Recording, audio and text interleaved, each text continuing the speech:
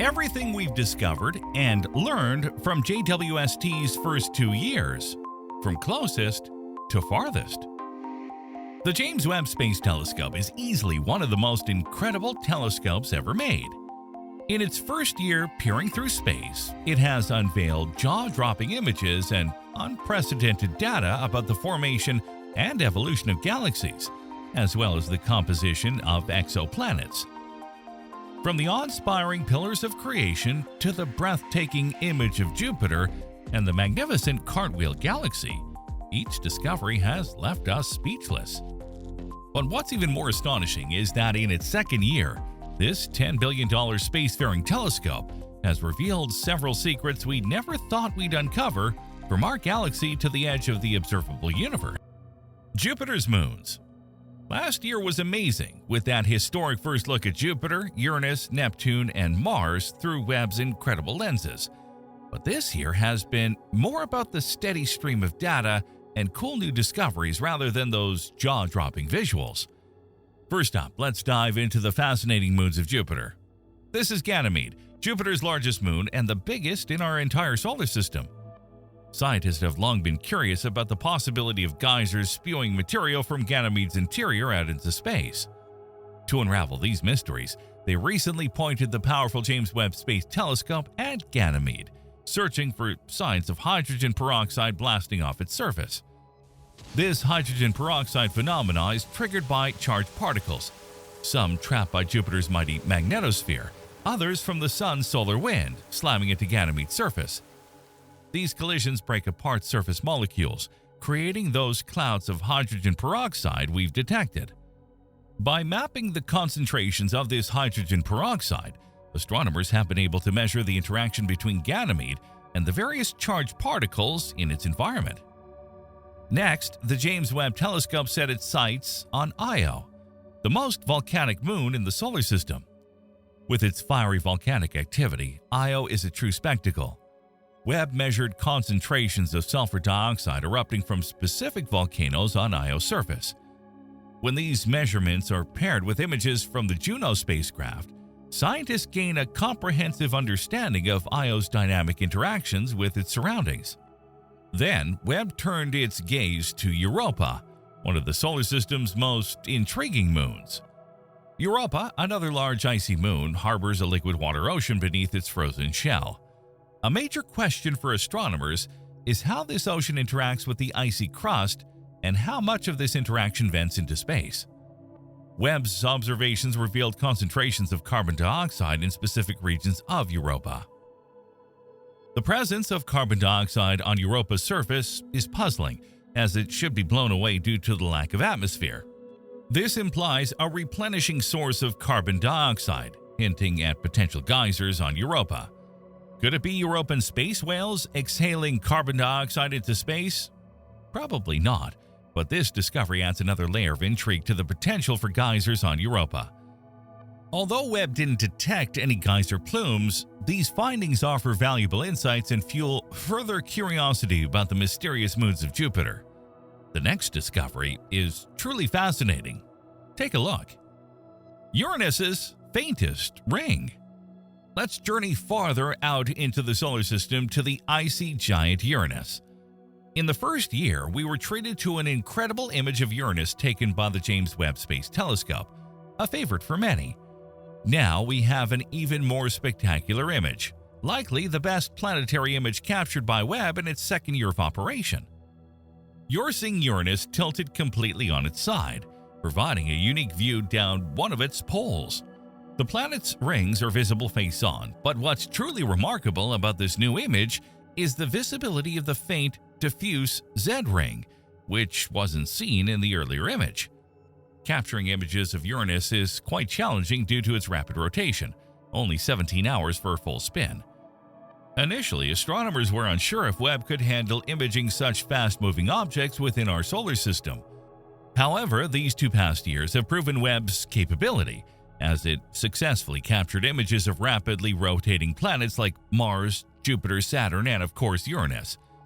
These stunning images highlight Webb's extraordinary achievements in our solar system. Beyond these visual wonders, Webb has made numerous significant scientific discoveries, including observations of Kuiper Belt objects, asteroids, and active asteroids. While many fantastic images were taken this year, we will show you what we consider the very best. Exoplanets. Most exoplanets are detected using indirect methods, such as the transit method or the radial velocity method. But with the James Webb Telescope, we get a more fascinating and nuanced understanding of these exotic planetary systems. By watching as a planet passes in front of its star, Webb can focus on the light coming from the planet's atmosphere, which will tell us what it's made of and if it has weather patterns. One of the most interesting systems we're looking at is the TRAPPIST-1 system, which has 7 planets that are similar in size to Earth. At least 4 of these planets are in the habitable zone, which means they might have liquid water on their surfaces. This raises the possibility of finding atmospheres that could support life. There's a lot of excitement around TRAPPIST-1, and scientists are eager to find out if these planets have atmospheres. But the initial results have been surprising. The first 2 planets, TRAPPIST-1b and TRAPPIST-1c, don't seem to have any atmosphere at all. This is unexpected, as we thought they might be similar to Venus, with thick atmospheres. Instead, they're more like Mercury or the Moon, with no atmospheres to speak of. The intense radiation and solar flares from the star are probably responsible for stripping these planets of their atmospheres. So, we're now focusing on the other planets in the system. Webb has collected data on TRAPPIST-1d and the others, but we haven't heard any announcements about whether they have atmospheres or not. Most scientists think that these planets orbiting small, cool stars like TRAPPIST-1 are likely to have their atmospheres blown away by the intense solar flares. While Webb is a powerful tool, it might not be able to detect the presence of atmospheres on these planets. We'll have to wait and see, and possibly rely on future telescopes like the Habitable Worlds Observatory to image Earth-like planets orbiting Sun-like stars and measure their atmospheres. An exomoon around a brown dwarf. Let's take a journey a bit further into the cosmos to explore the fascinating world of brown dwarfs. These mysterious objects are often described as failed stars because they lack the mass required to sustain hydrogen fusion in their cores. These celestial objects exist between the boundary of planets and stars. One of the most intriguing questions astronomers are currently grappling with is whether there are moons orbiting around exoplanets. Here in our solar system, moons are abundant, but we have yet to discover an exomoon, a moon orbiting an exoplanet. However, this year David Kipping and his team are on the hunt for these elusive exomoons. We might have to wait for a future update on their findings, so stay tuned for that. Recently, we received a tantalizing hint of an exomoon orbiting a brown dwarf thanks to the James Webb Space Telescope. While observing a brown dwarf, James Webb made the surprising discovery of methane in its atmosphere. This was unexpected because methane typically shouldn't be present in the atmosphere of a brown dwarf. This discovery suggests some kind of temperature inversion where something is heating the exterior of the brown dwarf, allowing methane to appear in the upper atmosphere. But that's not all. The brown dwarf also exhibits auroras, much like the northern and southern lights we see on Earth. On Earth, auroras occur when charged particles from the solar wind interact with our planet's magnetosphere, creating beautiful displays of light. However, the brown dwarf doesn't have a partner star to supply such solar wind. This implies that the brown dwarf must be generating these auroras internally. Here's where it gets even more intriguing. There's a theory that if a moon were orbiting a brown dwarf, it could pass through the brown dwarf's magnetosphere and generate auroras. This could potentially be the first indirect evidence of a moon orbiting a brown dwarf. So, thanks to the James Webb Space Telescope, we might be on the verge of discovering something incredible: the first exomoon orbiting a brown dwarf.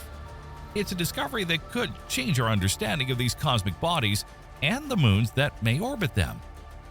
Hey guys, just a moment before we continue. Be sure to join the Insane Curiosity channel. Click on the bell, you'll help us to make products of even higher quality. The first Hycean world. When we think about planets, we often focus on the habitable zone, the region around a star where liquid water can exist on an exoplanet's surface. However, in recent years, a new type of planet has been proposed: Hycean worlds. These planets have a thick hydrogen atmosphere surrounding a liquid water surface, combining hydrogen and ocean, hence the name Hycean.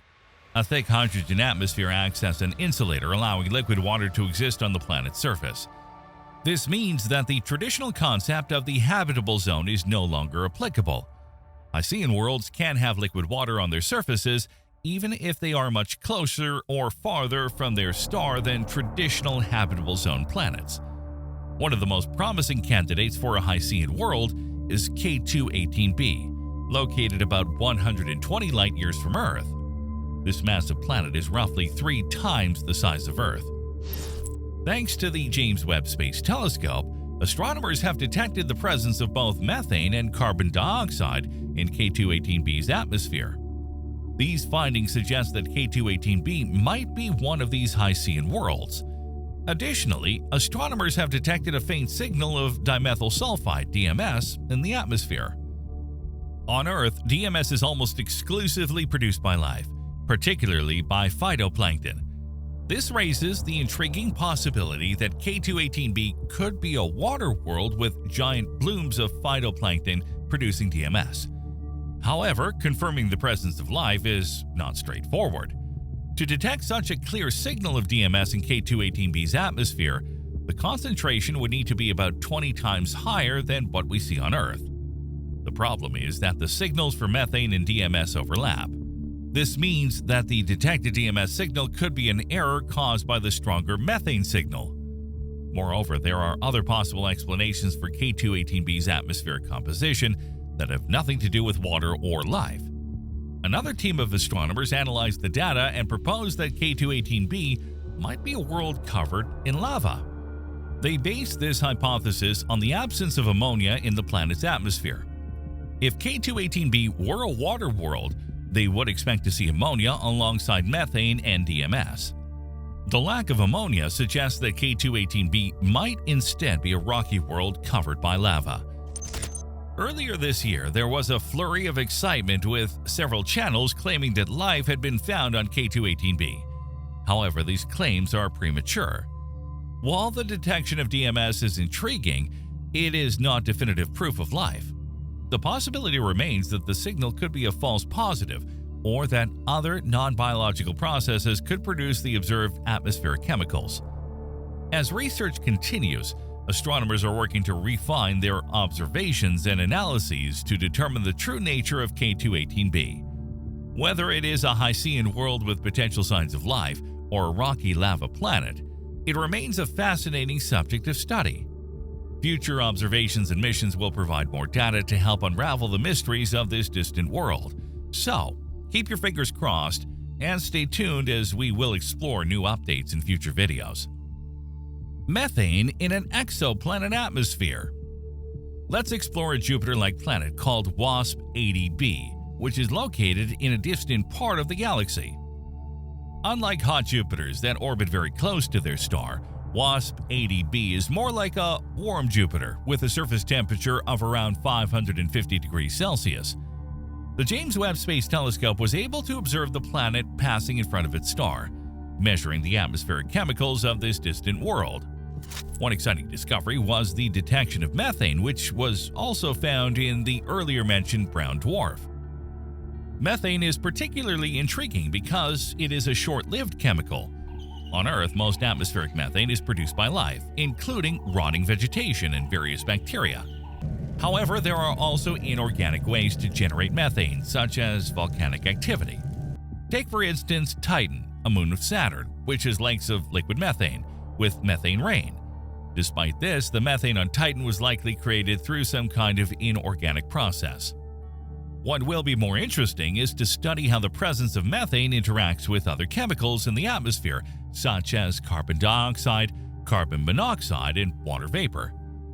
By observing the interplay of these chemicals in the atmosphere, it may be possible in the future to determine whether there is life on a distant exoplanet. Weather patterns on an exoplanet. We cannot yet directly observe the weather on exoplanets, but for some nearby worlds, the James Webb Space Telescope can analyze the atmosphere to determine its composition and what the weather and climate are like. An international team of researchers did just that for the exoplanet WASP-43b. WASP-43b is a tidally locked exoplanet that orbits its star at an incredibly close distance of about 1/25th the distance from Mercury to the Sun. Astronomers have been studying this planet using the James Webb Telescope, which has allowed them to map the concentration of chemicals in its atmosphere and even measure its weather patterns. When WASP-43b transits in front of its star, it creates 3 distinct transits, allowing scientists to observe the planet's atmosphere as it passes in front of, behind, and reemerges on the other side of the star. By analyzing these transits, researchers have discovered that the planet's atmosphere has a striking difference between its day and night sides. The night side, which faces away from the star, is covered in clouds, while the day side, which faces the star, has clear skies. Furthermore, the planet's atmosphere is characterized by enormous equatorial winds that blow at an astonishing 8,000 kilometers per hour, distributing material from the day side to the night side. This unique weather pattern has significant implications for our understanding of tidally locked planets, including those that orbit red dwarf stars, which are similar to the TRAPPIST-1 planets. Although we don't yet know if the TRAPPIST-1 planets have atmospheres, studying the weather patterns of WASP-43b provides valuable insights into how they might behave. As the James Webb Telescope continues to explore the atmospheres of exoplanets, we may uncover more secrets about the weather patterns of these distant worlds and their potential for supporting life. But now, get ready for one of the most remarkable discoveries so far: water delivery to new planets. One of the oldest mysteries in planetary science is the origin of Earth's water. Given its proximity to the Sun, it's unlikely that water could have survived on the planet's surface without the protective shield of the atmosphere and magnetosphere, which defend against solar wind and radiation. In the early days of Earth, when these defenses were absent, any surface water would have evaporated and escaped into space. Therefore, scientists have long believed that water must have been delivered to our planet at a later stage. But where did this water come from? One compelling theory is that comets from the outer solar system, possibly originating from Kuiper Belt objects or icy particles closer to the inner solar system, gradually accumulated on Earth. Recently, the James Webb Space Telescope has provided groundbreaking evidence to support this theory. Observing a distant star system, the telescope detected water particles drifting from a distance comparable to Neptune's orbit towards the inner part of the system. This phenomenon mirrors the icy pebble drift theory, a leading explanation for how planetary systems obtain their water. The James Webb Space Telescope's observations offer a glimpse into the exoplanetary system, where water is being delivered to its inner regions, providing crucial evidence for this theory. A planet with clouds made of sand. You're probably familiar with violent sandstorms, but can you believe that somewhere in the depths of the universe is a planet with clouds made of sand? This incredibly fascinating world is WASP-17b. The distant exoplanet is known as a puffy Jupiter due to its large outer atmosphere, which is heated up to a scorching 1,500 degrees Celsius. Despite being almost double the size of Jupiter, it is only about 78% of its mass, resulting in a very low density that makes it seem puffed out. Astronomers were intrigued by this unusual world and wanted to investigate what kinds of chemical processes could occur in its atmosphere that might be different from those seen in our own solar system's gas giants like Jupiter and Saturn. During their research, they made a surprising discovery: aerosols in the atmosphere of WASP-17b, similar to those found on Earth, but with a twist. These aerosols are composed of quartz or sand. The presence of sand clouds on WASP-17b is puzzling, as it requires the crystallization of silicon oxide, which typically occurs when molten liquid silicon oxide cools down. However, the temperatures on this exoplanet are so hot that it's difficult to understand how quartz could form. Instead, it appears that a WASP-17b has found a way to force silicon oxide into crystals under high pressure and high temperature, creating the sand that makes up its clouds. Rogue planets in the Orion Nebula. these could probably be some of the most fascinating discoveries made by the James Webb Space Telescope in its second year. This $10 billion telescope has spotted hundreds of rogue planets in the Orion Nebula, also known as free-floating planets. Although the Hubble Space Telescope identified a few of these several decades ago, Webb's advanced infrared capabilities have revealed many more of these cooler objects, which emit infrared radiation.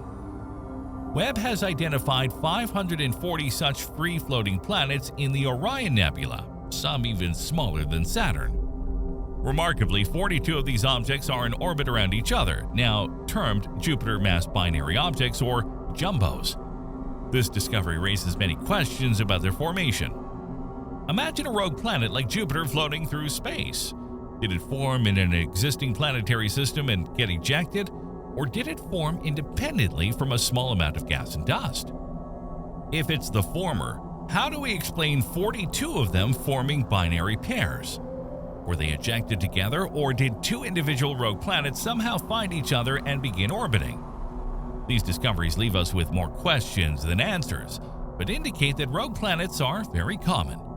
This profound finding reshapes our understanding of the Milky Way, suggesting that, in addition to stars and their binary systems, billions of free-floating planets drift through our galaxy. A key molecule for life. Have you ever wondered where Earth's organic molecules came from? The ones that are made up of various carbon, nitrogen, and oxygen atoms and are essential for life? One possibility is that these chemicals were delivered to Earth and then formed larger compounds here. However, astronomers are discovering more and more examples of these complex molecules existing in space. In fact, all of the amino acids that life uses have been found just floating around in space. And thanks to the James Webb Telescope, astronomers have now discovered an even more basic building block of life. This molecule, called methylcation CH3+, was found in the Orion Nebula, the same place where many free-floating exoplanets have been discovered. It's been theorized for a long time that this molecule exists in space, but it had never been observed before. It's been tricky to find because it chemically wants to bind with other atoms like carbon. Interestingly, this molecule was found in a region that has a tremendous amount of ultraviolet radiation, which was thought to break these molecules apart. However, it seems that this radiation is actually replenishing the reserves of CH3+, which can then form into more complex organic molecule compounds. So, it's possible that we found the source of the organic molecules that were delivered to Earth. In fact, it's starting to seem like the molecules for life formed long before our planet itself formed. Before we continue, make sure to hit the subscribe button and click the notification bell to stay updated with our future videos. Protoplanetary disks in the Lobster Nebula. Now, we are traveling to the Lobster Nebula, also known as NGC 6537, a dense region of space where stars are actively forming. With hundreds of thousands of new stars in the making, there is an abundance of mass and material. As a result, astronomers have observed a greater number of larger stars, classified as OB stars. One question astronomers have is whether these massive hot stars can have protoplanetary disks and potentially form planets. Thanks to the James Webb Telescope, we now have the answer. By analyzing the regions around these big hot stars, the telescope was able to detect the signal of planetary disks, even in such young stars. In fact, the presence of water and habitable zones was confirmed, indicating that planets could indeed exist in these regions. These findings suggest that even the largest and hottest stars are likely to have planets and potentially even habitable zones. This discovery has significant implications for our understanding of the universe and the possibility of life beyond Earth. Herbig-Haro 4647. Now let's turn our attention to a pair of newly forming stars, Herbig-Haro 46 and 47. These two young stars orbit each other and will eventually become a binary pair. They're embedded in a shared cloud of gas and dust, drawing in material as they interact with each other and the larger gas cloud. This interaction results in unusual outflows emanating from the two stars. When you look at an image of this region, you're observing what's called a Bok globule. In visible light, this would appear as a black cloud, as the dust blocks the starlight. However, with the James Webb Space Telescope's infrared capabilities, we can see through the obscuring gas and dust to observe the area where the stars are gathering material. Over time, these stars will continue to accumulate additional material. Eventually, their powerful stellar winds will blow away the remaining gas and dust, leaving two stars orbiting each other. However, this process will take millions of years to complete. The most distant active supermassive black hole. There's a fascinating phenomenon at the heart of most galaxies. Astronomers believe there's a supermassive black hole in the center. These black holes are usually dormant, but when they're fed material, they spring to life. They build up enormous accretion disks, and their magnetic fields create jets of material that blast out of the galaxy's core. When these jets are directed towards us, we call the phenomena a quasar. However, there's a whole family of active galaxies, including Seyfert galaxies, blazars, and quasars, all showcasing these quasar jets at different angles. Quasars are exceptionally bright, outshining the rest of their host galaxies. As a result, at vast cosmic distances, we often only see the quasar and not the galaxy itself. Astronomers have now found what they believe is the most distant quasar yet, which emits light from when the universe was only 570 million years old. This quasar is an incredible 9 million times more massive than the Sun, double the mass of the black hole at the center of our own Milky Way. But what's even more intriguing is that this quasar, discovered using James Webb's observations, is just one of many. By studying these ancient quasars, astronomers realized that supermassive black holes in the early universe accounted for around 10% of their galaxy's mass. In contrast, in modern galaxies, they only make up about 1%. The question then arises, what has changed over cosmic time? Why do black holes seem to have shrunk relative to their host galaxies? This is a mystery that the incredible eye of James Webb hopes to solve as it continues to peer into the cosmos, shedding light on the universe's earliest days. Now over to you. What's the most fascinating discovery to you? And what complex celestial mystery do you hope the James Webb Telescope uncovers? Feel free to leave your answers in the comments below. If you liked the video, then you should check out the one on your screen. This is everything we've learned from JWST's first year. Thanks for watching.